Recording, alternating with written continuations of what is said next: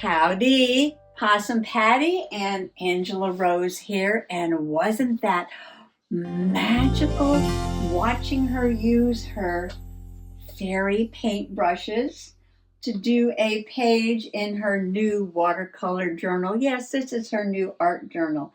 Well, she used some of my new Dollar Tree paints here. Try them out before I even had a chance to try them out, and they're all glitter and metallic sparkle. So she was very excited to do that. Well, she decided to have a little bit more of a play on the page, as you can see.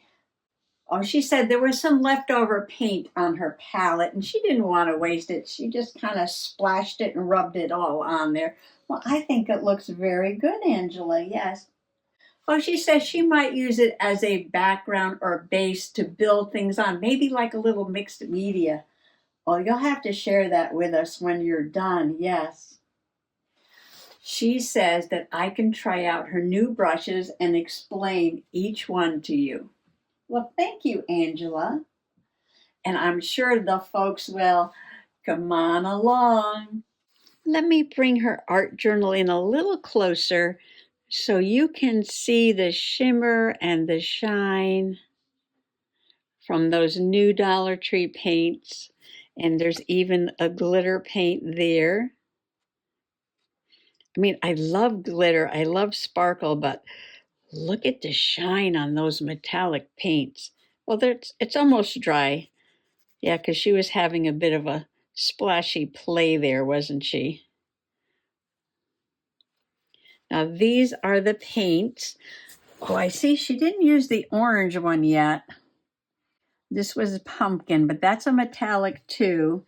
And she didn't use the orange glitter one yet.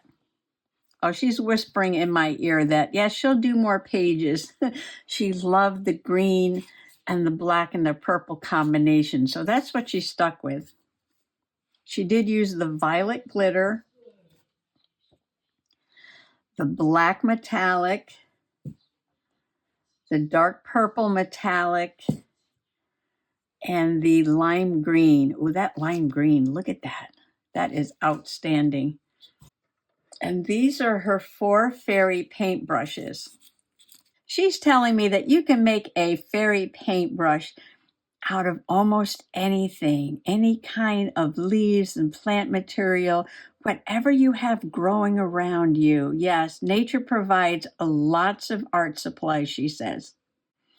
I can see that she used some twigs off of my curly willow tree to make these very interesting brush handles. I love that.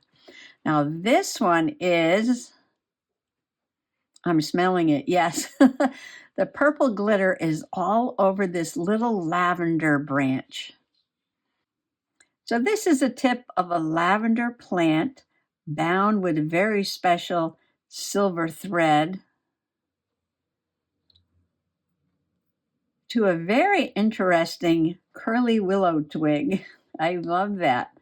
Yes, I love this one. And it smells very good. And now it's got purple glitter paint all over it, but it still smells good. I'm getting it all over me. Okay. Now this one, she said, is another willow, curly willow branch or twig. Oh, she says you can use any kind of twig. It doesn't have to be curly willow. She just likes these really fun twigs. She's telling me that this is just some grass, the seeds from a grass plant. Oh, the big ornamental grass we have growing in the yard. Okay, it gets these big fluffy heads on it, but I'm sure you have some kind of grass around where you live that you can do it. But these are the seed heads, she says. This is not the leaves of the grass. These are the seed heads of the grass. And again, she has the very magical silver thread holding it to a curly willow twig. And this one she did trim across the bottom. And this one, I'm smelling it. This one smells so good. This is rosemary. Yes. This is rosemary. So the tip of a rosemary twig, again with her silver thread. onto a curly willow twig, right? Very simple, very easy to make, whatever plants you have growing around you. The last one is a little different because this is one large leaf from a yucca plant, and it's rolled up here and again tied with the silver thread on a curly willow twig, but she frayed the edge. I remember making these in nature journaling class. Yes, we were painting with found objects in nature. But she's telling me that the fairies do that too. So these are the 4 fairy brushes. I'm going to give Angela Rose back her journal. I'm going to find a piece of paper and have a play. Well, maybe I'll use some of the colors that she didn't use. And just do a little card to show you. Oh, I found those little pieces of watercolor paper I had cut up. And these would make great journaling cards or tags. There is some water on the table, not too dirty. And I always have a lid around. So let's have a play here. Okay, she did not use the orange. So let's start with the orange.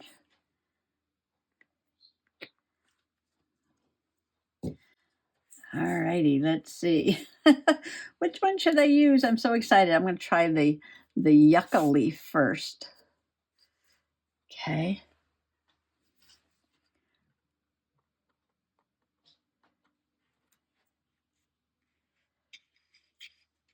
Now we're just having a play here. It's a really pretty orange. I don't know if I can do as well as Angela Rose did. Well, I took out a lot of paint. Maybe I should find some more paper because I don't want to waste any of this paint. Let me find another card. I know I have some I cut up, but I can't find it right now. So we'll just put whatever's left over on here.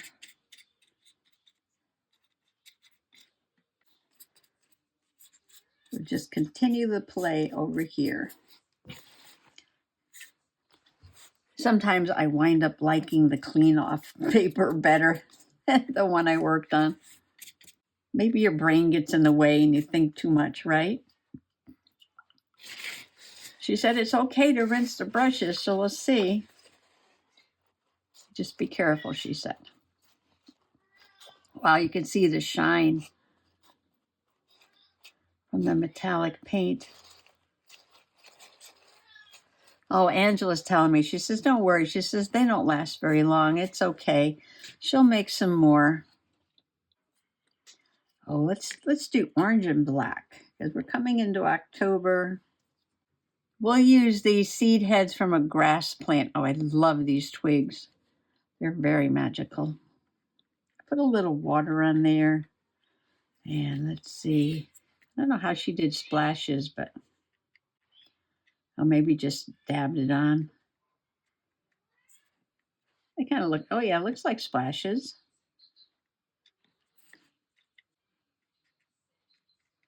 Well, I don't want to put too much black. But you know what? Maybe. Oop, okay. Okay. Didn't mean to do that. Put some black on the other one. I think I'll do one black. Well, I think I might copy your idea, Angela, with the black and the green on one of them, and then the orange on the other.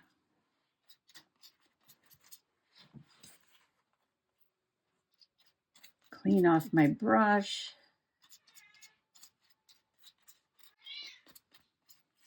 I love look the dry brush effect. Look at that.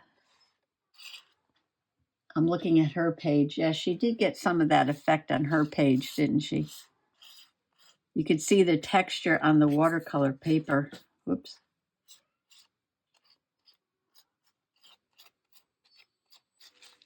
Clean that off a little bit.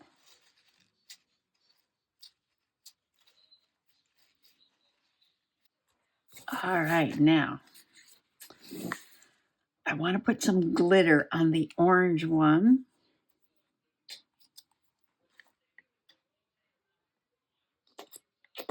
Oops, that's a lot. We don't need much. Let's use the rosemary.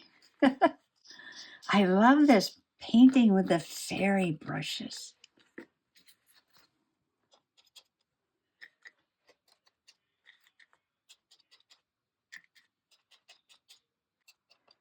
I think you see the glitter better when it dries. Yeah.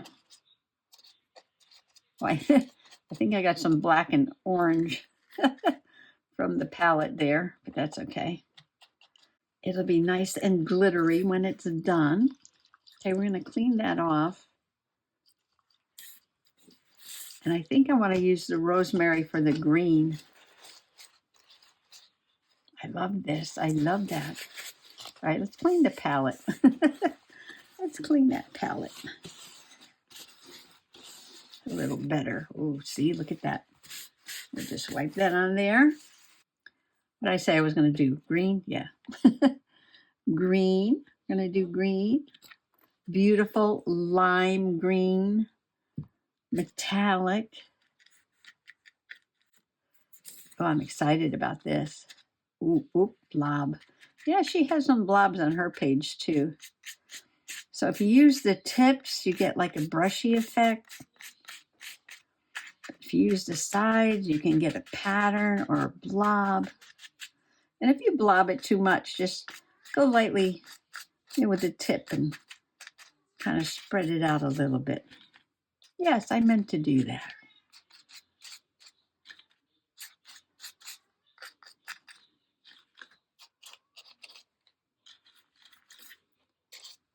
Oh, and that is going to shine when it is done. I need a towel. Thank you, Ollie.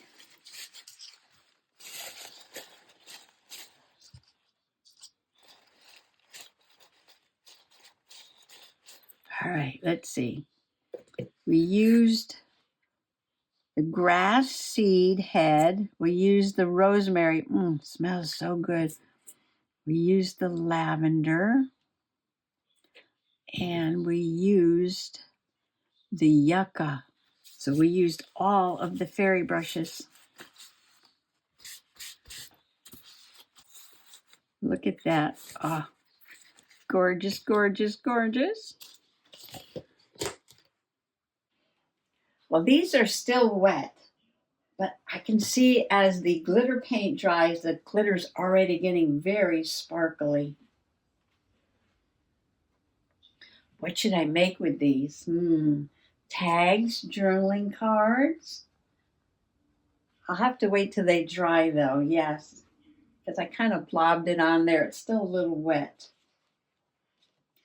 Well, wasn't this fun playing with the fairy brushes? They still smell so good, especially the rosemary, right? Well, Angela would like to thank you for allowing her to share her art with you. And I want to thank you, Angela, for allowing me to play with your fairy brushes. Have you ever played with fairy brushes before? Super fun, especially if you get rosemary. Very aromatic, right? Yes. Well, let me know in the comments below if you've ever played with fairy brushes, or maybe you'd like to. Yeah, let me know if you're going to give it a try. Thanks for coming along today, and happy junk journaling. Bye-bye. Meditations on the Earth, a celebration of nature in quotations, poems, and essays. The Four Seasons by Henry David Thoreau, 1817 to 1862. Autumn. As we lay awake long before daybreak, listening to the rippling of the river and the rushing of the leaves, in suspense whether the wind blew up or down the stream, was favorable or unfavorable to our voyage, we already suspected that there was a change in the weather, from a freshness as of autumn in these sounds. The wind in the woods sounded like an incessant waterfall dashing and roaring amid rocks, and we even felt encouraged by the unusual activity of the elements. He who hears the rippling of rivers in these degenerate days will not utterly despair. That night was the turning point in the season. We had gone to bed in summer and we awoke in autumn, for summer passes into autumn in some unimaginable point of time, like the turning of a leaf. We found our boat in the dawn just as we had left it, and as if waiting for us there on the shore, in autumn, all cool and dripping with dew, and our tracks still fresh in the wet sand around it, the fairies all gone or concealed. Before 5 o'clock, we pushed it into the fog, and leaping in, at one shove, we were out of sight of the shores and began to sweep downward with the rushing river, keeping a sharp lookout for rocks. We could see only the yellow, gurgling water and a solid bank of fog on every side, forming a small yard around us. We soon passed the mouth of the Sohegan and the village of the Merrimack, and as the mist gradually rolled away, we were relieved from the trouble of watching for rocks. We saw by the flitting clouds, by the first russet tinge on the hills, by the rushing river, the cottages on the shore, and the shore itself so coolly fresh and shining with dew, and later in the day by the hue of the grapevine, the goldfinch on the willow, the flickers flying in flocks, and when we passed near enough to the shore, as we fancied, by the faces of men, that the fall had commenced. We heard the sigh of the first autumnal wind, and even the water had acquired a grayer hue. The sumac, grape, and maple were already changed, and the milkweed had turned to a deep, rich yellow. In all woods, the leaves were fast ripening for their fall, for their full veins and lively gloss marked the ripe leaf, and not the seared one of the poets. And we knew that the maples, stripped of their leaves among the earliest, would soon stand like a wreath of smoke along the edge of the meadow. Already the cattle were heard to low wildly in the pastures and along the highways, restlessly running to and fro, as if in apprehension of the withering of the grass and the approach of winter. Our thoughts, too, began to rustle.